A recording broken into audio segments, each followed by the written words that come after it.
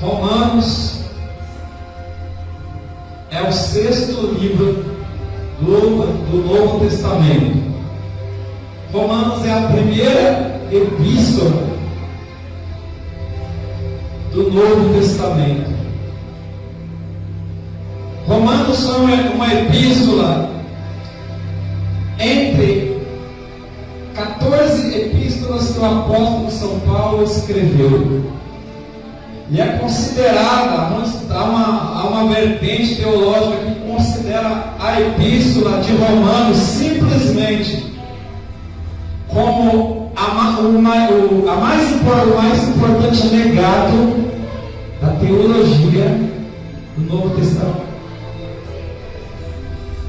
Paulo escreveu 14 epístolas. É possível que ele tenha escrito outras, mas essas 14 entraram no canon, fazem parte das escrituras sagradas hoje para nós. Das 14 que ele escreveu, a epístola aos Romanos é a mais longa. E é considerado, como eu acabei de dizer, o maior legado teológico deste apóstolo, que foi considerado o maior dos apóstolos. Então, se a gente pegar a epístola aos Romanos, que tem 16 capítulos, nós estamos falando do capítulo 8, bem no centro.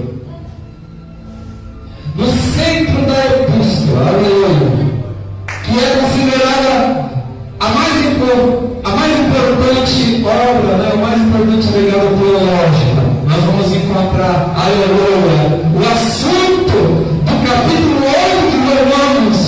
Aleluia, já foi lido aqui nessa noite. Agora, pois nenhuma condenação há para aqueles que estão em Cristo Jesus. Já nenhuma condenação há para quem está em Cristo Jesus. Então, quando a gente vê o assunto do centro, aleluia, do maior legado teológico está a salvação, aleluia. Então a gente aprende uma coisa: se você receber a salvação, você já, aleluia, vai receber o maior bem que você pode receber em vida. Deixa eu ver os que são salvos aqui, olha. Ai, declara a vassoura. Então você já recebeu o melhor que pode haver. E se eu não perguntasse essa pergunta, eu perguntaria a outra. Quem aqui quer ser salvo? Levanta as mãos. Quem aqui quer a salvação? Levanta as mãos. Aleluia. E assim, aleluia, como Romanos ensina, Romanos capítulo 8, ensina que a salvação é o maior legado que a gente pode receber, aleluia, da teologia. Assim também ela nos ensina como nós vamos receber esse legado. Porque, irmãos, aleluia, muita gente acredita que é só chegar na igreja, levantar as mãos, aceitar Jesus num dia, então você chega no momento de passar pelas águas batismais, você já pode dizer: eu sou uma pessoa salva.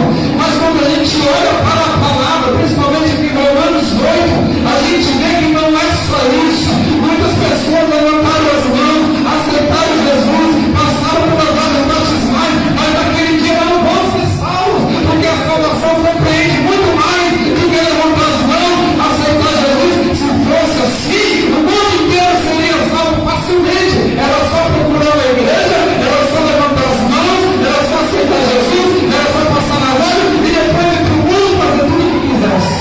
E não é assim, não sai, não vai ser assim.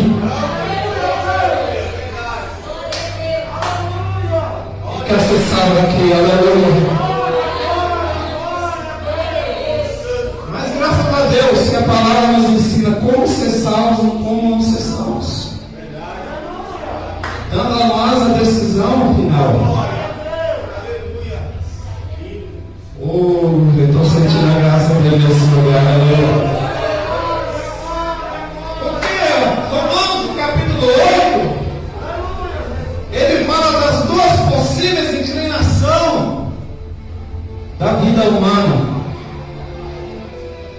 E eu vou pesquisar essa palavra, aleluia.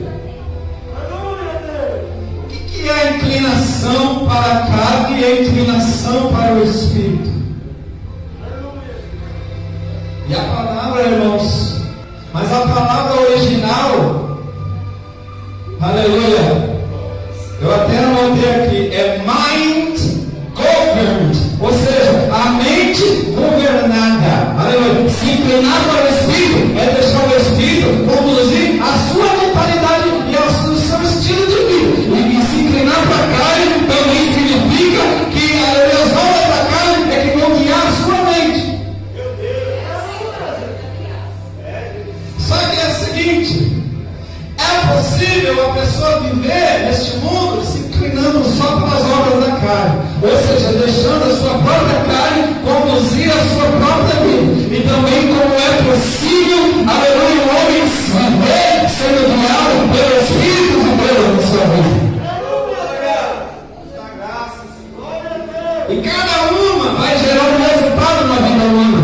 E a Bíblia que diz no verso 6 de Romanos 8, que a inclinação para a carne ela é morte e inimizade para com Deus. Então a pessoa pode escolher viver segundo a vontade da sua carne, viver segundo a vontade do seu coração, mas ele já vai sabendo que o resultado vai ser morte, é viver uma vida toda inimiga de Deus, e no final o resultado é a morte eterna. Aí você pode dizer, mas eu conheço um monte de pessoas que estão vivendo segundo a carne, mas eles estão vivos, não estão vivos no corpo, mas espiritualmente estão mortos. Não tem vida espiritual nenhuma. Eles estão vivendo, a carne está bradando, mas o Espírito está sufocado dentro de si, precisando de um refrigério, precisando de Deus. E a grande maioria dessas pessoas fazem de tudo para tentar saciar suas vidas. Não sei se você conhece alguns deles, parece que tudo que eles fazem, tudo que eles tentam fazer, nunca estão satisfeitos, nunca estão suficientemente felizes. Eles sempre querem mais, eles tentam de tudo e não conseguem. Já viu as pessoas se afundando na droga? Ele começa com uma bebida, ele começa com uma droga leve, aí ele vai para o mais pesado, e vai indo, e nada sacia a sua vida. E o resultado final é a morte. Mas louvado seja Deus que aumenta essa gravadinha aqui em Romanos 8, verso 6, que a inclinação para o Espírito é vida e paz, aleluia. E aqueles que se inclinam, ou seja, aqueles que são guiados pelo Espírito, são chamados filhos de Deus e co-herdeiros com Cristo, aleluia. Então, aleluia, a decisão é minha, a decisão é sua. Vamos viver a vida com a mentalidade simplesmente voltada para as obras do carne, ou vamos dar lugar ao Espírito de Deus? Viver uma vida guiada pelo Espírito de Deus. Deixa Deus que está entendendo aí a palavra de Deus hoje. Bonito na nossa.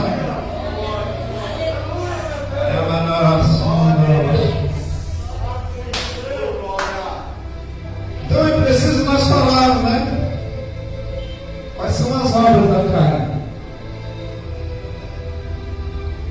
Jesus ele falou assim: vocês conhecerão a árvore, não é pela sua aparência, não. Se fosse assim, Brasília, irmão. Brasília estava bonito na foto, né? Bom, povo bonito, bem vestido, fala bonito, cabelo penteado, arrumado, as unhas feitas, mas porém a maioria no calhado, um povo cheio de pecado, num dia mais fantástico com Deus. Aleluia! Não estou dizendo todos, mas a grande maioria. E eu louvo a Deus porque eu não olho a aparência do homem, aleluia, exterior.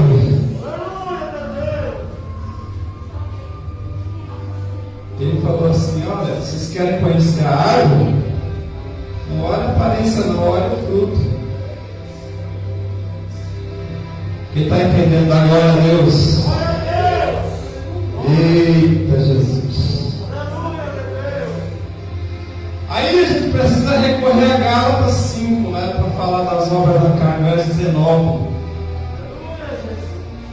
São muitas, né? Aí já começa falando das imoralidades sexuais. Nem preciso falar detalhes aqui, né? Aí eu pergunto, irmãos, será que no meio da igreja tem essas coisas? Será que no meio de obreiros? Será que não? Você tem, irmão?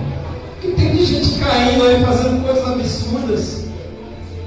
Tudo começa pequenininho, daqui a pouco se torna coisa grande. Mas isso não é obra de Deus, não é obra da carne. Ah, mas eu estava fraco nada, deu lugar à carne. Amém, meus irmãos? Pessoas que a gente pensa assim, jamais imaginar que aquela pessoa ia cair numa situação daquela. E a pessoa cai. Por quê? Porque deu lugar à carne. Amém, meus irmãos? Mas não é só isso. Também fala de idolatria. Fala também de feitiçaria. Aí você vai falar, não é possível que no meio da igreja não tenha essas coisas. Eu já conheci um pastor macumbeiro já. Tem essas coisas. Mas vai ter com Deus esse povo. Obra da carne. Se aparecer um desses no teu caminho, pode falar, tu está na carne, rapaz. Tu está na carne, irmão. Esse negócio não é de Deus, não. Mas não é só isso, diga glória a Deus. Estamos falando de obra da carne aqui, olha. Iras. Aí entra um monte de coisa aqui, né? Porfias, né? Brigas, dissensões. Oi, mano, eu já vi briga dentro de igreja, entre irmãos, eu já vi. Igreja não é ringue não, mano. Igreja é lugar de se arrepender, caralho, nós vamos brigar com ele. Mas tem essas coisas, né? Pessoas às vezes, não é aquela irmã, não é aquele irmão, isso é carne, isso é carne.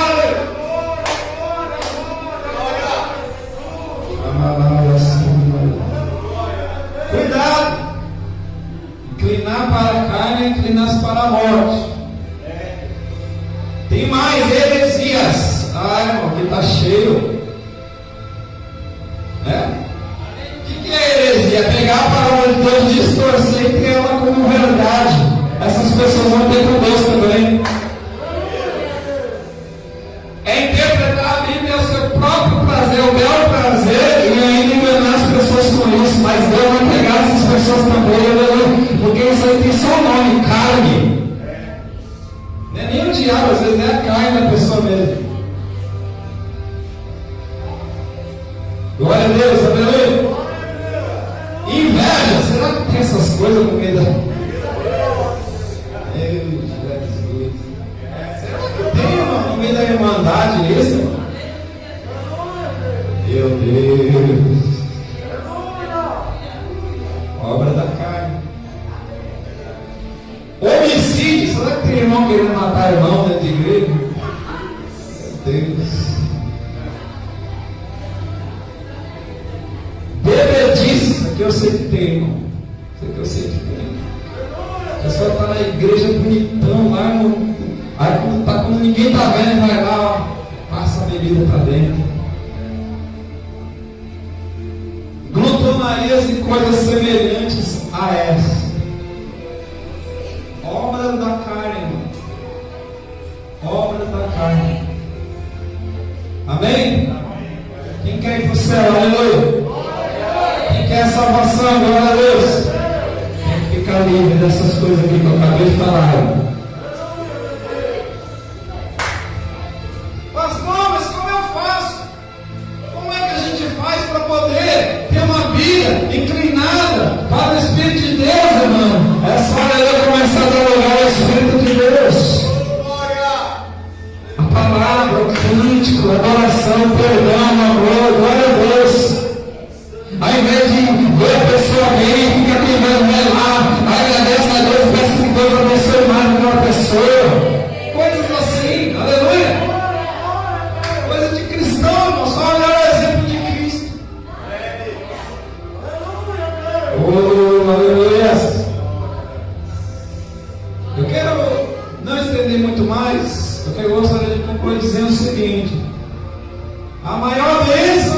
eu disse que a maior bênção que eu e você podemos receber.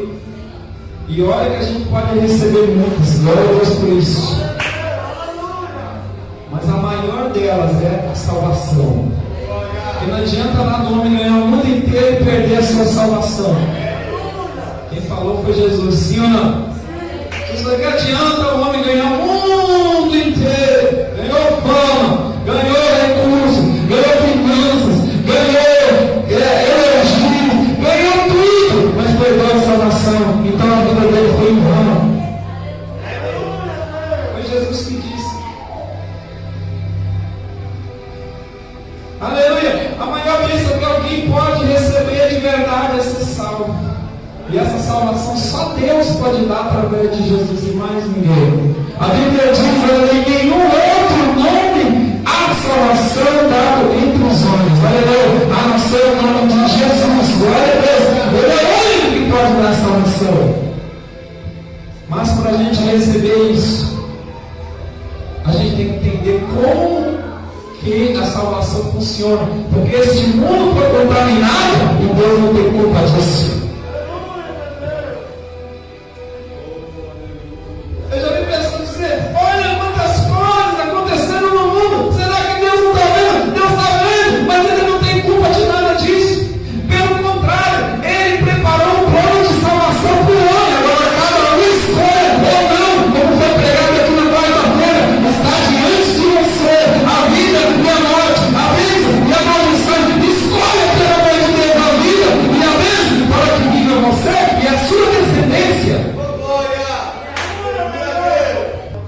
O mundo foi contaminado e a culpa não é de Deus, então Ele proveu, sabe o que? O remédio, a cura e a solução, que é a salvação por Cristo Jesus. Mas depende agora cada um entender que para você alcançar isso, você tem que, eu e você, temos que andar segundo o Espírito.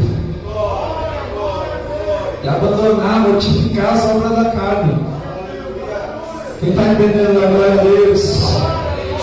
Está entendendo a glória a Deus? Está entendendo? Glória a Jesus, aleluia. Vai ficando de pé, vai